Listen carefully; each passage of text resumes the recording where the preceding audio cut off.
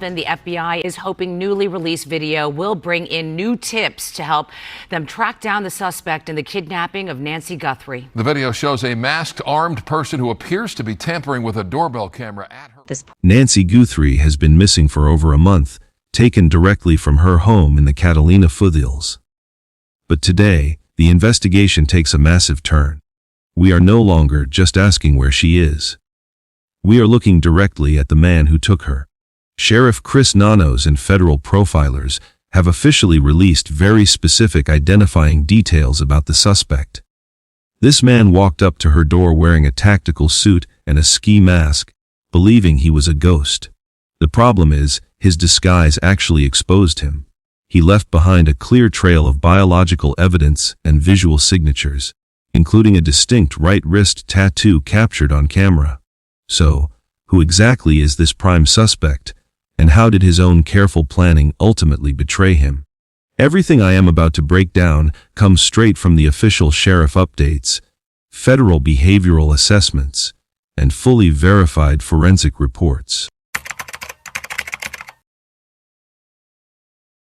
When you look at the security footage of the suspect approaching the front door, the very first thing you notice is the heavy level of preparation. This is a man who clearly spent a significant amount of time thinking about forensic countermeasures. He is wearing a full tactical bodysuit. He has thick protective gloves on his hands, possibly even 2 entire layers of gloves, according to some investigative analysts. He is covered from head to toe in a desperate attempt to ensure that not a single skin cell or drop of sweat falls onto the floor of the crime scene. He truly wanted to be a ghost. He wanted to walk in and out of that house without leaving a single trace of his biological existence behind. What struck me here was the absolute arrogance of his disguise. You cover your body, but you forget your face. That is exactly what happened in this case. According to retired Federal Bureau of Investigation profiler Jim Clementi, this suspect made a catastrophic and entirely amateur mistake. He wore a dark ski mask to hide his identity from the security cameras, but he completely failed to understand how modern forensic science actually works in reality. The mask he chose to wear had large openings. It left his eyes completely exposed to the night air. It left his eyebrows fully exposed. And most crucially, it left his mouth and lower facial area partially unprotected. He did not wear a tight medical-grade mask underneath his disguise. He did not tape over his mouth to trap his breath. He just wore a standard piece of winter fabric with holes cut out of it. Now, let us think about what that means in the specific context of this terrible crime. This man did not just casually walk into the house, grab a valuable item, and run back out in 2 short minutes. He was inside that private home for 41 consecutive minutes. 41 minutes of moving around, struggling, searching, or doing whatever else he needed to do in there. His heart rate was undoubtedly elevated. His adrenaline was rapidly pumping through his veins. When your adrenaline is up, you breathe much heavier. You pant. You exhale with intense force. The thing is, every single time he exhaled during those 41 agonizing minutes, he was pushing microscopic droplets of saliva and respiratory moisture out into the air of the home. He was essentially a walking, breathing machine, constantly dispensing his own genetic material all over the entire crime scene. He thought the thick gloves and the full bodysuit were enough to keep him safe. But investigators know that genetic evidence does not just come from touching a brass doorknob with your bare hands. It comes from the invisible moisture in your breath settling onto the hardwood floor, onto the living room furniture, and onto the victim herself. By failing to cover his mouth, he gave the crime scene technicians a massive gold mine of biological evidence. Every heavy breath he took while standing in that hallway, every panting exhale as he dragged or forced the victim out of her own house, was an undeniable signature left behind. But the forensic nightmare for this unknown suspect certainly does not stop at his breath alone. Because his face was partially exposed through that poorly chosen ski mask, the high-definition security cameras caught distinct physical features. The footage clearly shows his eyes. It shows the distinct shape of his eyebrows. It even reveals parts of a mustache above his lip. This tells us something incredibly important about his physical appearance. He is not a completely bald, hairless professional who shaved his entire body to avoid leaving trace evidence. He has facial hair, he has eyelashes and thick eyebrows. Why does that matter to the detectives? Because humans shed hair constantly throughout the day. When you are actively engaged in a high-stress, highly physical situation like a violent home invasion and a kidnapping, the friction and the rapid movement cause you to shed even more than usual. An eyelash falling onto the carpet, a tiny mustache hair dropping onto a piece of clothing, a single eyebrow hair caught in the fabric of the living room couch. Any one of those tiny fibers contains a root, and that microscopic root contains a complete set of nuclear genetic material. He covered his arms, but left his actual face completely open. This critical mistake will definitely catch him soon. When we critically analyze the progression of this terrible crime, we absolutely have to look at the exact moment the suspect's carefully constructed illusion of invisibility shatters. He arrives at the property wrapped in multiple layers of dark clothing, fully convinced that he has outsmarted the neighborhood's security measures. He walks up to the front vestibule of the house. He is so intensely focused on the primary entry point that he completely misses the digital eye watching his every single move. Modern doorbell cameras are incredibly discreet, often blending perfectly into the door frame, but they capture everything in stunning high-definition video. For a brief, agonizing moment, he is just standing there, completely unaware. But suddenly, something catches his attention. Perhaps it is the faint reflection of the camera lens in the moonlight, or maybe it is the small indicator light signaling that the device is actively recording. The sudden realization hits him like a heavy physical blow. You can almost see the exact second his brain processes the catastrophic failure of his plan. He finally realizes he is being filmed. A seasoned, highly trained professional might have immediately aborted the mission right then and there, swiftly turning around and vanishing into the desert night to avoid any further exposure. And then, this suspect makes a choice that entirely proves his absolute lack of criminal sophistication. Instead of quickly retreating, he foolishly decides to fight the modern technology.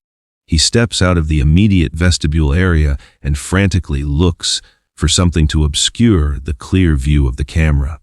He spots some nearby landscaping brush and decides to break off a leafy branch.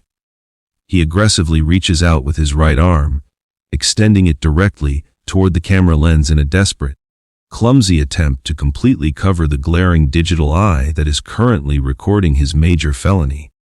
He actually thinks he is solving the immediate problem.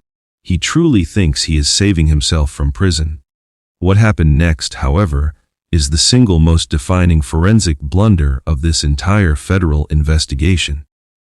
As he aggressively reaches his right arm upward and outward to violently place the brush directly over the lens, the physical mechanics of his own clothing betray him. The sudden jerky movement, combined with the extremely awkward angle of his frantic stretch, causes the long sleeve of his tactical suit to ride far up his forearm.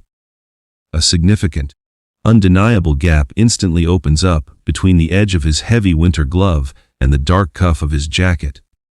In that split second, the high-resolution security camera captures something far more valuable than a simple facial profile.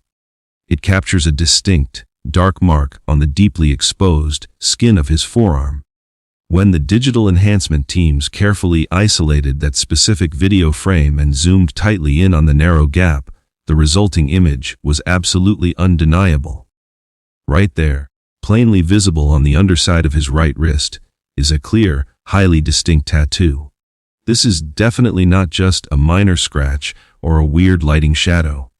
It is a permanent, highly unique personal identifier permanently etched directly into his skin. In the complex world of criminal profiling and modern law enforcement investigations, A unique tattoo is widely considered the absolute holy grail of physical evidence, ranking second only to a perfect genetic sequence match. Criminals can quickly burn their tactical clothes. They can thoroughly destroy their reflective backpacks.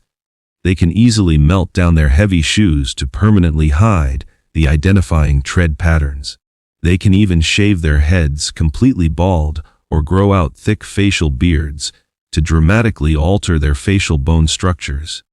But a dark tattoo located specifically on the highly sensitive underside of the wrist is incredibly difficult to secretly eliminate without subsequently leaving a massive, highly suspicious surgical scar that would immediately alert absolutely anyone who currently knows him. This singular, massive detail completely destroys the dangerous myth of the criminal mastermind we thoroughly discussed earlier. He spent countless hours meticulously planning this brutal abduction. He heavily layered his dark clothing, he tightly wore a thick mask, and he purposely bought thick winter gloves specifically to avoid leaving any identifiable fingerprints or microscopic skin cells behind. Yet, in a fleeting moment of pure, unadulterated human panic, he completely forgets the permanent ink stamped directly onto his own body. He spent all this time hiding his skin, only to flash his most unique identifier straight to the FBI. Do you think this was just pure panic in the moment, or did he actually forget he had that tattoo? Let me know your thoughts down below. When we critically evaluate the tactical decisions made by individuals who commit major felonies under the cover of darkness, there is one universal rule that almost every single offender understands. You must blend completely into your environment. If you are conducting a high-risk operation in the middle of the night, you wear dark clothing, matte finishes, and you absolutely avoid anything that catches the light. You want to remain completely unseen by passing vehicles, curious neighbors, and high-definition security cameras. Yet, when we examine the specific equipment chosen by the suspect who abducted Nancy Guthrie, we encounter a glaring contradiction that completely defies basic criminal logic. The man approached the house wearing a dark tactical suit and a thick ski mask to hide his face. But he deliberately chose to carry a backpack that practically screamed for attention. The security footage clearly reveals that the backpack strapped to his shoulders featured incredibly bright, highly reflective bands. These are the exact types of safety straps designed to keep nighttime joggers and bicycle riders highly visible to fast-moving traffic. Wearing a backpack that violently reflects ambient light during a covert midnight home invasion is a profoundly stupid decision. It is the absolute opposite of stealth. Every time a street lamp flickers or a passing car sweeps its headlights across the quiet residential street, those thick reflective bands would illuminate like a bright beacon in the pitch-black night. This strange paradox led investigators down a very specific path. Initially, authorities heavily focused their efforts on tracing the origin of this specific item. They knew it was a distinct brand, and the early belief was that the suspect likely walked into a major retail store, specifically a local Walmart, and purchased it brand new just days before the crime.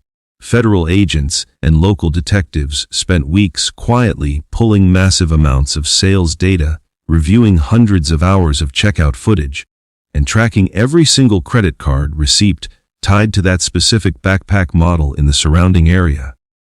What I found was, after dedicating an immense amount of resources to that specific retail angle, the investigation hit a very unexpected turning point.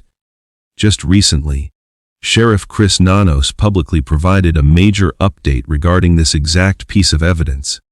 He stated that investigators now strongly believe the backpack may not have been purchased directly from a retail store by the suspect at all. The meticulous search through the commercial sales records did not yield the smoking gun they initially hoped for. Which means the suspect most likely acquired this highly reflective bag through an entirely different method. Law enforcement now operates under the working theory that the item was purchased secondhand. He might have bought it from a local thrift store, picked it up at a neighborhood garage sale, or perhaps he even bought it directly from another person through an online community marketplace. There is also the very real possibility that someone else entirely purchased the backpack brand new and subsequently gave it to him. Or he simply borrowed it from a roommate or family member without them knowing what he intended to do with it. This completely changes the investigative landscape.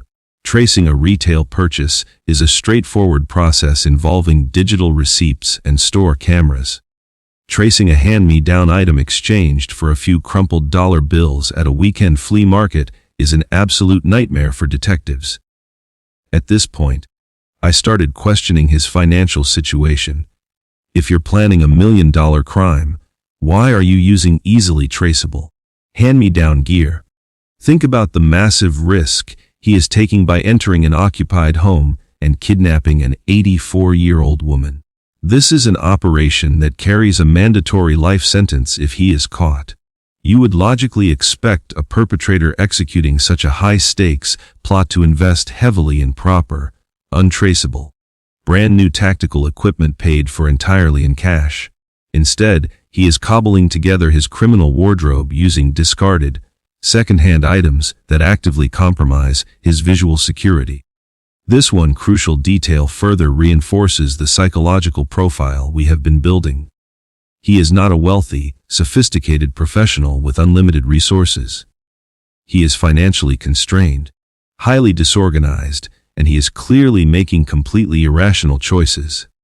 He desperately wanted to look exactly like a highly trained operative, but his reliance on cheap, recycled, and dangerously reflective gear exposes him as a desperate amateur who is rapidly losing control of his own highly reckless and failing narrative today. When federal investigators analyze a piece of security footage, they do not just look at the clothing or the mask. They look at the fundamental biomechanics of the person on the screen. Investigators spend countless hours watching the raw footage frame by frame to understand the suspect better. They study the gait, the posture, and the specific way the suspect carries his own body weight. In this particular case, the digital eye mounted on the front vestibule gives us a surprisingly clear understanding of the physical build of the man who walked up to that door. He is completely covered in dark, heavy tactical fabric, but fabric cannot hide the underlying structure of a human skeleton.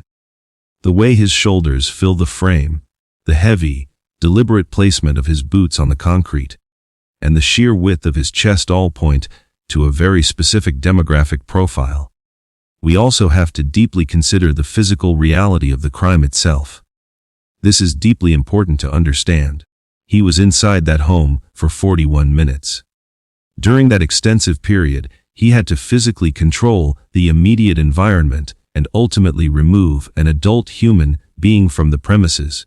Now, subduing an 84-year-old woman might not sound like a task that requires an elite level of physical combat training, but completely incapacitating and transporting an uncooperative or unconscious adult weight over a significant distance is incredibly exhausting.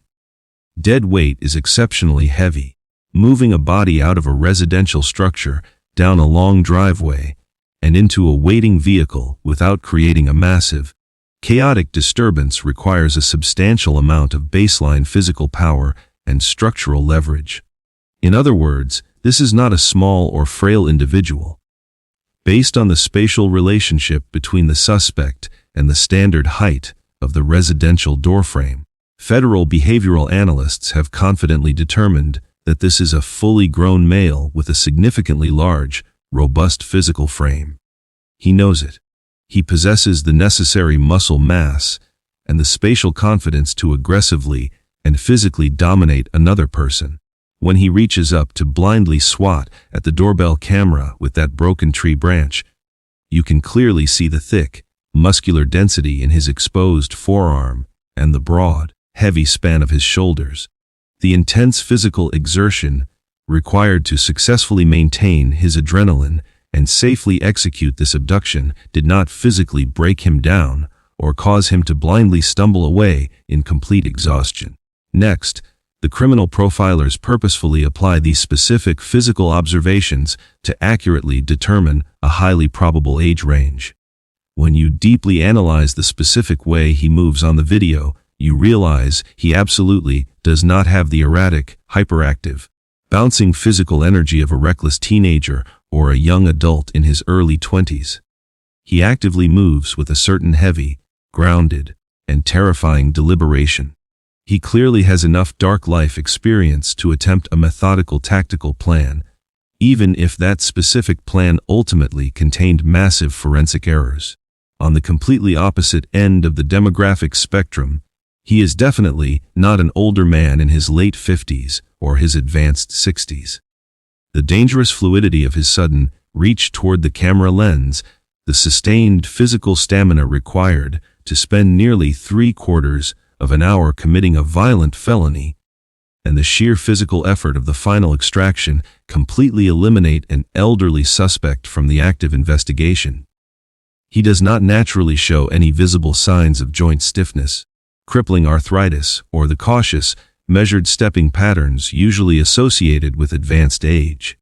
He moves forward with the solid, forceful momentum of a threatening man who is completely comfortable aggressively using his physical size as a dangerous weapon against the innocent.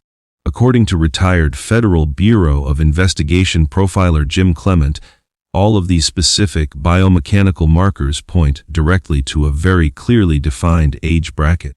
The dedicated investigators strongly believe this unknown male suspect is somewhere between 30 and 40 years old.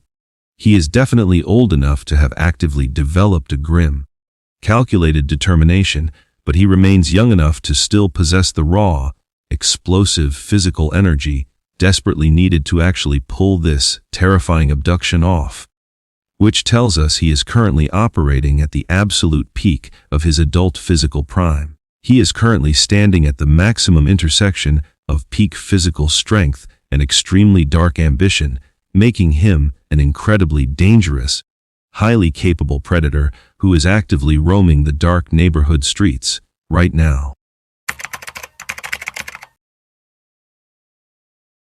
When we pivot from the physical evidence to the psychological profile of this unknown suspect, the narrative takes a deeply disturbing turn. In almost every standard kidnapping scenario investigated by federal authorities, the primary objective is pure financial gain combined with absolute secrecy. A professional criminal who abducts a high-profile target knows that silence is their greatest weapon. They establish a secure, untraceable line of communication directly with the immediate family or local authorities. Their first explicit instruction is always exactly the same: do not contact the police, and absolutely do not talk to the news media under any circumstances. They want to quietly collect their dirty money and vanish into the dark shadows without creating a national spectacle. They view the hostage simply as valuable leverage, a pure means to an end, and they fear the glaring spotlight of a massive federal investigation. But the man who took Nancy Guthrie did the exact opposite of what a logical criminal would do. He completely shattered the traditional playbook of a tense ransom negotiation.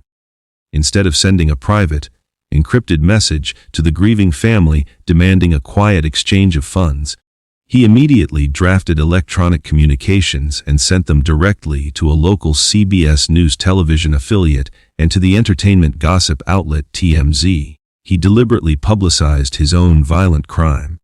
He provided a very specific, terrifying physical detail in those initial notes to definitively prove he was actually inside the house that night.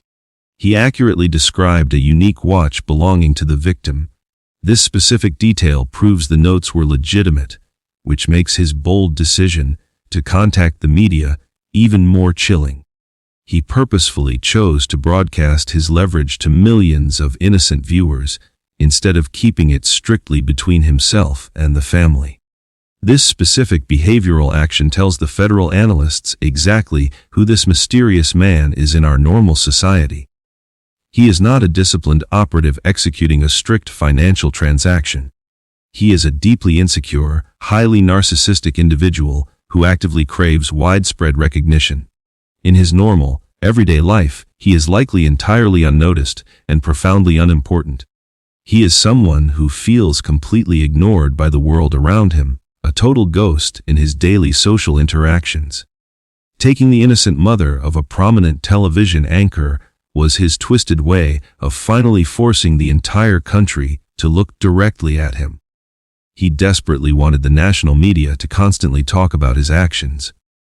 More than anything else, he specifically wanted to inflict maximum emotional pain and proudly watch the devastating results unfold on live television.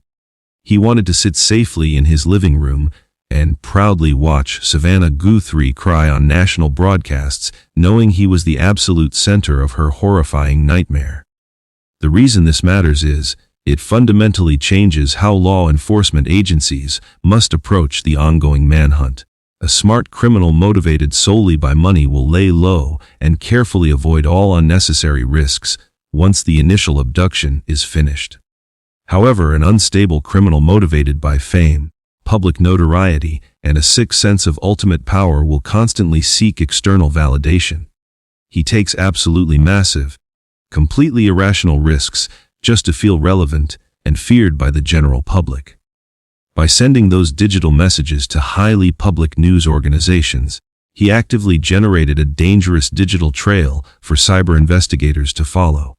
He risked his entire freedom, risking federal wire fraud charges and advanced digital tracking, just so he could publicly brag about his sickening accomplishment to the entire world.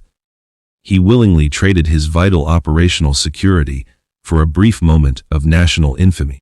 It reveals a terrifying arrogance, completely blinding him to the massive technological dragnet currently closing in around his location. This overwhelming psychological need to be recognized as a powerful threat is his ultimate weakness. He could have remained a terrifying, completely unknown shadow demanding a massive fortune in absolute silence. Instead, he wanted the bright studio lights and the loud newspaper headlines. He truly wanted to feel like a twisted celebrity. He bypassed the cops and went straight to the tabloids. If you put yourself in his shoes, does this look like a master plan for money, or just a sick obsession with fame? What do you guys think? Ultimately, this incredibly detailed psychological profile paints a crystal clear picture of a desperate man whose massive, fragile ego will inevitably force him to make another fatal mistake, finally putting him permanently behind heavy iron bars for the rest of his natural life. When we look at the physical evidence and the psychological profile, we see a man who desperately wanted to be perceived as a master criminal. Meanwhile, the reality is that he is a complete amateur, and right now, his fragile psychology is entirely crumbling under the massive weight of a massive federal investigation. Retired Federal Bureau of Investigation profiler Jim Clement has made it incredibly clear that this suspect is not a highly disciplined operative who can calmly return to his normal daily routine after committing a major kidnapping. Criminals of this specific amateur level always leak their intentions before they strike, and they always leak their massive guilt after the crime is done. Before he ever stepped foot onto that property in the Catalina foothills, his pre-offense behavior likely gave him away to anyone paying close attention. He was likely experiencing severe financial stress or deep personal frustration, and he almost certainly bragged about an upcoming solution. He might have casually mentioned to a coworker, a friend, or a family member that his entire life was about to change.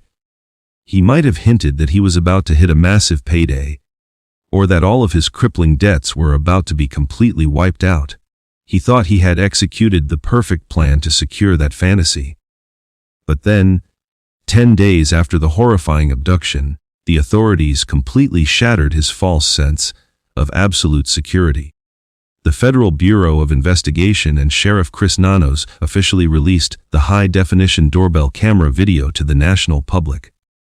Suddenly, his covered face, his distinct physical build, his highly reflective backpack, and his incredibly unique right wrist tattoo were broadcasted on every single television network across the entire country. Imagine the pure, suffocating terror he felt the exact moment he saw his own clumsy, panicking body on the evening news. Because of that, his post-offense behavior has undoubtedly changed in drastic, highly noticeable ways. The extreme stress of knowing that thousands of law enforcement officers are aggressively hunting him down is impossible to hide from the people who interact with him every single day. He is currently exhibiting classic signs of overwhelming paranoia. He might have suddenly called in sick to his normal job for several consecutive days, claiming a sudden illness or a fake family emergency to strictly avoid human contact. He might have abruptly packed his bags and fled the local town altogether, desperately trying to put physical distance between himself and the active crime scene. Or, perhaps most tellingly, he is exhibiting highly obsessive behaviors regarding his personal transportation. Law enforcement officials are actively searching through hundreds of thousands of vehicles to find the specific car used in the abduction. He absolutely knows his car is a rolling crime scene. Right now, he is likely scrubbing the interior of his vehicle with harsh bleach, desperately trying to eliminate any microscopic genetic evidence. He might have aggressively hidden the car inside a closed garage, threw a heavy tarp over it, or even frantically attempted to give it a completely new paint job in the middle of the dark night. These drastic behavioral shifts are his ultimate undoing. A man simply does not undergo this level of intense, paranoid transformation without someone in his immediate circle noticing. A suspicious wife, a confused roommate, or an observant neighbor has definitely seen him pacing the floors, obsessively watching the daily news updates, or furiously cleaning the trunk of his car at 3 o'clock in the morning. He is a walking bundle of raw nerves, one single mistake away from total exposure. He cannot possibly maintain this incredibly exhaustive charade forever, and eventually, the intense pressure will completely break his sanity apart. He is trapped inside a dark prison of his own making, absolutely terrified that his very next step will lead the federal agents directly to his own front door. When we step back and look at the entire picture of this horrifying abduction, the narrative completely shifts from a terrifying mystery to a highly specific manhunt. We started this deep dive by staring at a dark figure standing on a quiet porch in the Catalina foothills. He thought he had successfully erased his identity. He thought the thick, dark fabric and the heavy winter gloves would protect him from the relentless reach of modern federal law enforcement. He thought wrong. The digital eye mounted on that front door captured the exact moments his entire grand illusion fell apart. He left behind a massive trail of undeniable evidence that investigators are currently using to build an incredibly detailed profile of his physical and psychological existence. Every single piece of evidence we have thoroughly examined today points directly toward a man who desperately overplayed his own terrifying, violent hand. He proudly walked into that quiet neighborhood firmly believing he possessed superior tactical intelligence. He sincerely thought he could execute a flawless operation without leaving a single trace behind in the dark. From there, we have to recognize the severe magnitude of his biological errors.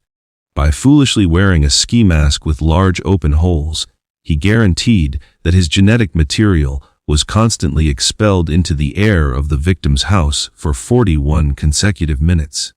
He gave the crime scene technicians his microscopic signature through his heavy, panicking breath. He also carelessly allowed the high-definition cameras to capture the distinct shape of his eyes, the arch of his eyebrows, and the dark hair of his mustache. These physical traits completely destroy his attempt at remaining an anonymous shadow. They provide the Federal Behavioral Analysis Unit with the foundational building blocks necessary to accurately define his specific physical stature. estimating his age to be somewhere between 30 and 40 years old, and confirming his peak physical strength. And this is important. His equipment choices and his frantic actions reveal a man who is dangerously disorganized and incredibly desperate. He chose to wear a second-hand backpack covered in bright, reflective safety straps to a covert midnight operation. That single decision proves he is financially restricted and tactically incompetent. Then, in a brief moment of sudden panic, he reached out toward the camera lens and fully exposed a highly unique, permanent dark tattoo clearly etched into the underside of his right wrist. This is the part I couldn't get past. You can put on all the masks in the world, but your ego and your careless mistakes will always bleed through. He tried so incredibly hard to conceal his skin, yet he ultimately handed the Federal Bureau of Investigation his most permanent identifying mark on a silver platter. Furthermore, his psychological need for national attention completely undermines his desire to safely escape. By deliberately sending ransom notes to a local television affiliate and a major entertainment gossip website, he actively proved that he desperately craves the bright spotlight. He deeply wants the entire country to know exactly what he did. He wants to proudly watch the grieving family cry on live television. Because he is fundamentally an amateur, the suffocating pressure of the ongoing national manhunt is absolutely tearing his fragile mind apart right now. He is hiding somewhere, obsessively scrubbing his vehicle, skipping his daily work shifts, and acting incredibly paranoid around his family and his friends. Someone in his local community definitely sees this massive behavioral shift happening right in front of their very own eyes today. This incredibly dangerous game of cat and mouse simply cannot last forever. The local community holds the absolute final key to successfully closing this devastating case. The authorities are patiently waiting for that one crucial telephone call from a suspicious neighbor or a frightened coworker who finally connects the dots. The biggest takeaway from analyzing this suspect isn't just about his tattoo or his DNA. It's about the myth of the criminal mastermind. People think these predators are untouchable ghosts, but the reality is they are flawed, they panic, and their arrogance always leaves a trail. A single exposed wrist or an unzipped mask can dismantle a crime that took months to plan. We've laid out his exact profile: the right wrist tattoo, the exposed mustache, the second-hand reflective backpack, and the desperate need for media attention. I want to hear from you. Which of these physical or behavioral traits do you think will be the one that finally gets him caught? Drop your theories below. Chief Nanos says they are looking at hundreds of thousands of vehicles to match the man who fled that scene. The DNA is running. The net is closing. So, the only question left isn't if the man with the wrist tattoo will make another mistake, but simply when. Thank you so much for watching this entire video. If you found this deep dive into this tragic true crime case interesting, please remember to leave a like and subscribe to the channel for more content.